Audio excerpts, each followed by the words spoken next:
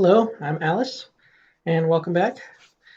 We're continuing The Island of Doctor Moreau by H.G. Wells. Chapter 6 The Evil Looking Boatman.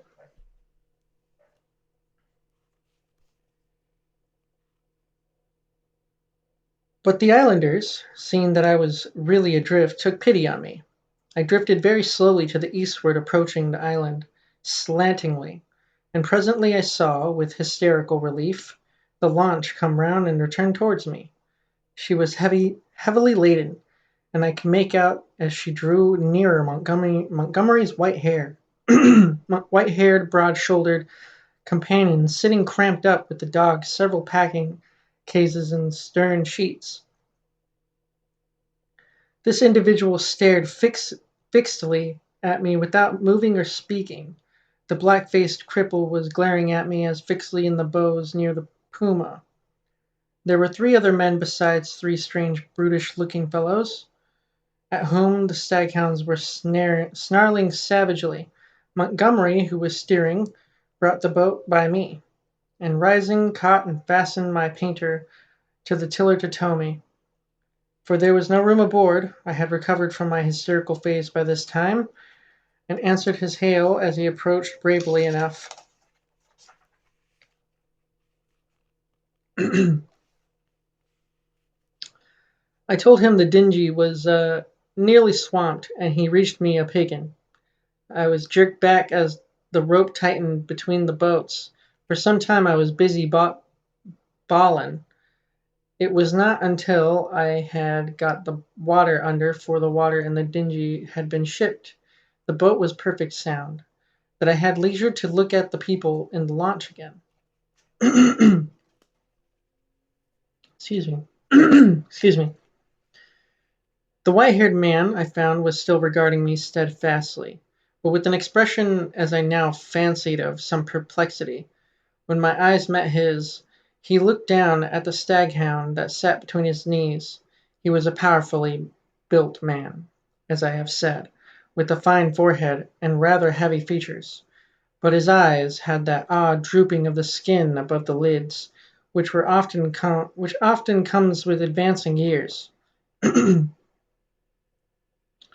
And the fall of his heavy mouth at the corners gave him an expression of pugnacious resolution. He talked to Montgomery in a tone too low for me to hear. From him my eyes travelled to his three men, and a strange crew they were. I saw only their faces, yet there was something in their faces, I knew not what, that gave me a queer spasm of disgust. I looked steadily at them, and the impression did not pass, though I failed to see what had occasioned it. They seemed to me then to be brown men, but their limbs were oddly swathed in some thin, dirty white stuff, down even to the fingers and feet. I have never seen men so wrapped up before, and women so only in the East.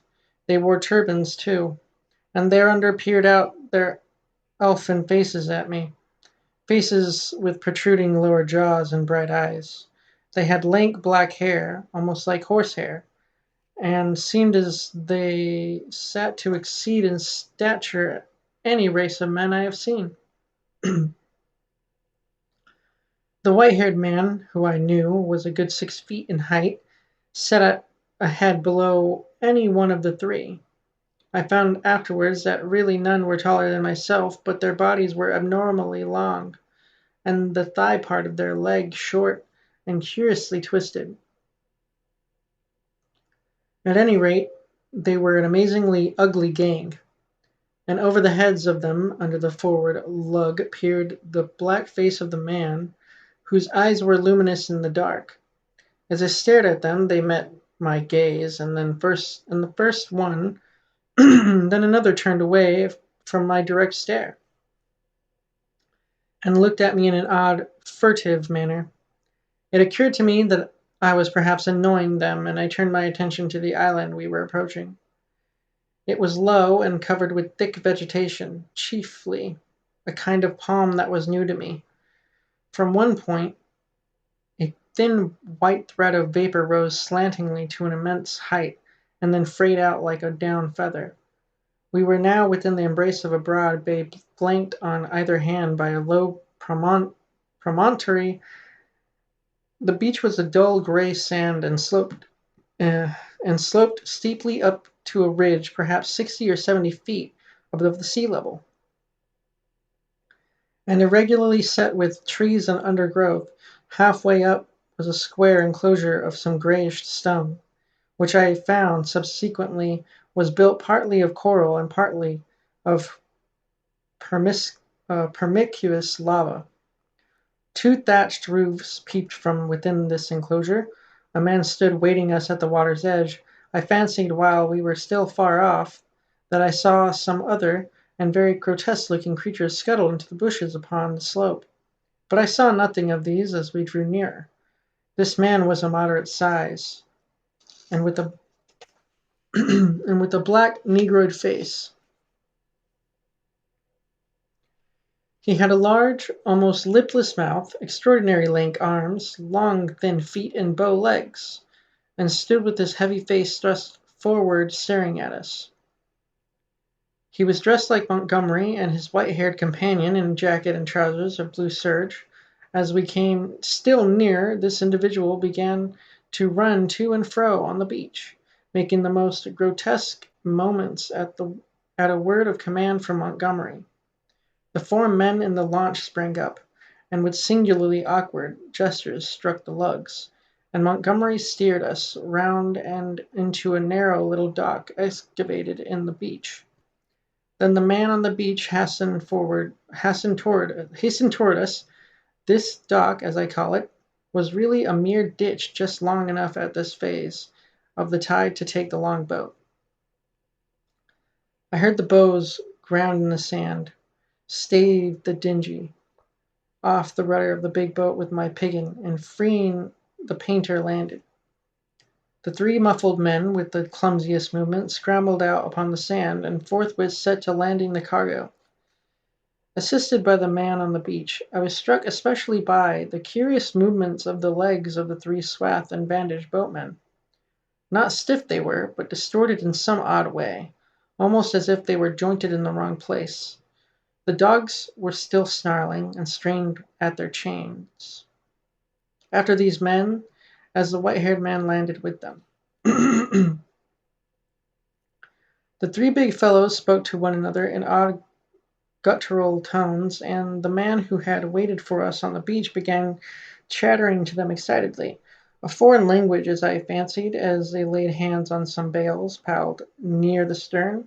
Somewhere I had heard such a voice before, and I could not think where. The white-haired man stood, holding in a tumult of 6 dogs, and bawling orders over their din. Montgomery, having unshipped the rudder, landed likewise, and all set to work at unloading. I was too faint, what with my long fast and sun beating down on my bare head, to offer any assistance. Okay. Presently the white-haired man seemed to recollect my presence, and came up to me. "You look," said he, "as though you had scarcely breakfasted." His little eyes were a brilliant black under his heavy brows. "I must apologize for that. Now you are our guest. We must make you comfortable, though you are uninvited, you know." He looked keenly into my face. "Montgomery says you are an educated man, Mr. Prendick. Says you know something of science. May I ask what that signifies?" I told him I spent some years at the Royal College of Science, and had done some researches in biology under Huxley. He raised his eyebrows slightly at that. "That alters the case a little, Mr. Prendick," he said, with a trifle more respect in his manner. "As it happens, we are biologists here.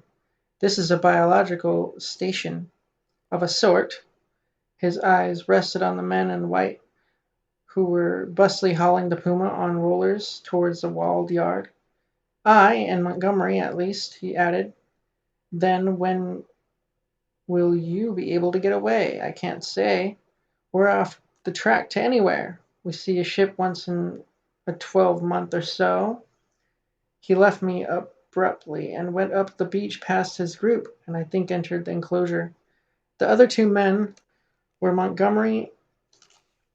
Montgomery, erecting the pile of smaller packages on a low-wheeled truck. The llama was still on the launch with the rabbit hutches. The staghounds were still lashed to the thwarts. The pile of things completed, all three men laid a hold of the truck and began shoving the ton weight or so upon it after the puma. Presently Montgomery left them, and coming back to me held out his hand. "I'm glad," said he, "for my own part, that Captain was a silly ass. He'd have made things lively for you." "It was you," said I, "that saved me again." "That depends. You'll find this island an infernally rum place, I promise you. I'd watch my goings carefully if I were you." He hesitated and seemed to alter his mind about what was on his lips. "I wish you'd help me with these rabbits," he said. His procedure with the rabbits was singular. I waded in with him and helped him lug one of the hutches ashore. No sooner was that done than he opened the door of it, and tilting the thing on one end turned its living contents out on the ground. They fell in a struggling heap, one on top of the other. He clapped his hands, and forthwith they went off with a hopping run of theirs, 15 or 20 of them, I should think, up the beach. "Increase and multiply, my friends," said Montgomery. "Replenish the island. Hitherto we've had a certain lack of meat here." As I watched them disappearing, the white-haired man returned with the brandy flask and some biscuits. "Something to go on with, Prendick," said he, in a far more familiar tone than before. I made no ado, but set to work on the biscuits at once, while the white-haired man helped Montgomery to release about a score more of the rabbits. 3 big hutches, however, went up to the house with the puma. The brandy I did not touch, for I have been an abstainer from my birth. And that is the end of chapter 6.